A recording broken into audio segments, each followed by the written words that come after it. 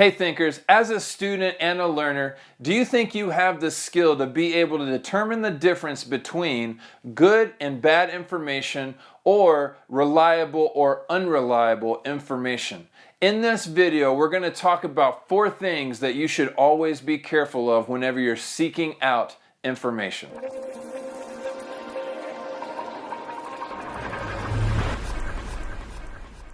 Okay, so in the last video, we focused on the idea of research and what it is and what it isn't, but we also talked about a process that you should go through in order to find good scholarly articles whenever you're doing things like a research paper. In today's video, I want to focus on just developing an understanding as to the things that you should be looking for or be careful of whenever you're just seeking out general information. As a student, as an individual, as a person, you should always understand whether or not the information that you are gathering from certain sources is either good or bad or reliable or unreliable. So there are 4 things that I want to discuss today that, again, you should always be careful of whenever you are seeking out information. The first thing that you need to be careful of are testimonials or jargon without substance or evidence. There are going to be times when you are reading an article or an op-ed or something that somebody has written in a popular magazine or online source in which most of what they're saying is based off of an opinion or based off of a belief. And they may even bring in a source that allows for them to be able to kind of sit their position on top of that source. But if you're not careful, you may end up finding that you're believing what they're saying, but what they're saying is actually more based on fluff, if you will, than it is on actual substance or evidence. You have to be careful, especially if you're trying to really inform yourself of accurate information. You have to be careful whenever you're reading things that you don't hang too much on the way that they're saying something, and you make sure that what they're saying is based on something that is actually legitimate. The second thing is some people will start the talk, but then they'll change the talk. And what I mean by this is that there are going to be some evidence from polls or surveys or studies that are done. And you might find somebody that starts the talk by discussing what the conclusions of one of those polls or studies were, but then they will kind of segue in to what they really want to talk about, and they'll change course from what was actually discovered in that poll or survey or study, and they'll start talking about what they really want to talk about. It's a shifty way of starting the talk with something legitimate and then changing the talk to the platform that they're really trying to promote. And that's always something that you should be careful of. The third thing that you should be careful of is when somebody says it's irrefutable or it's science. These are oftentimes automatic red flags.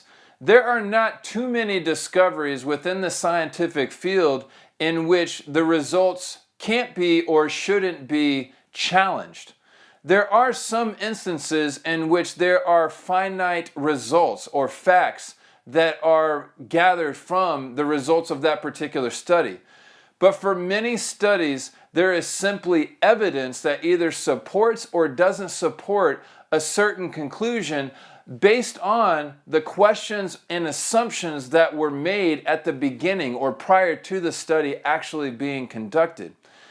All scientific pursuits follow the scientific method.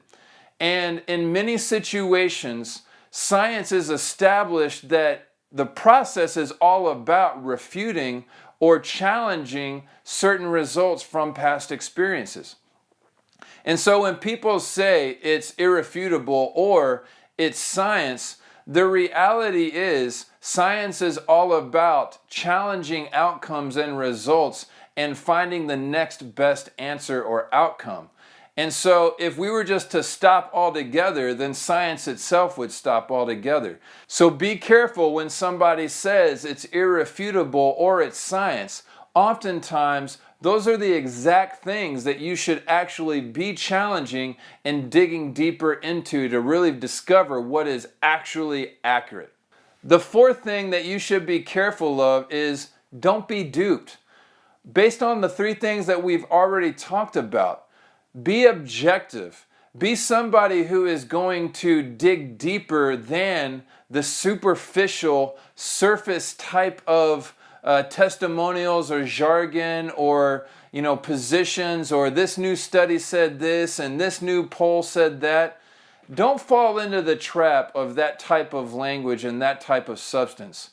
If you really want to be well informed about something, it really is incumbent upon you. You have the responsibility to go past what everyone is saying and discover the truth for yourself. We really do live in a time in which many people simply read headlines or will listen to somebody that they trust and will start to develop beliefs, what they think is actually true about something. And there are many occasions in which people will start believing some things that are actually false or inaccurate. The process of education, you being a student and a learner, is something that allows you to understand the process and the skills that are needed in order to dig deep and to find out and discover what is actually happening in certain situations.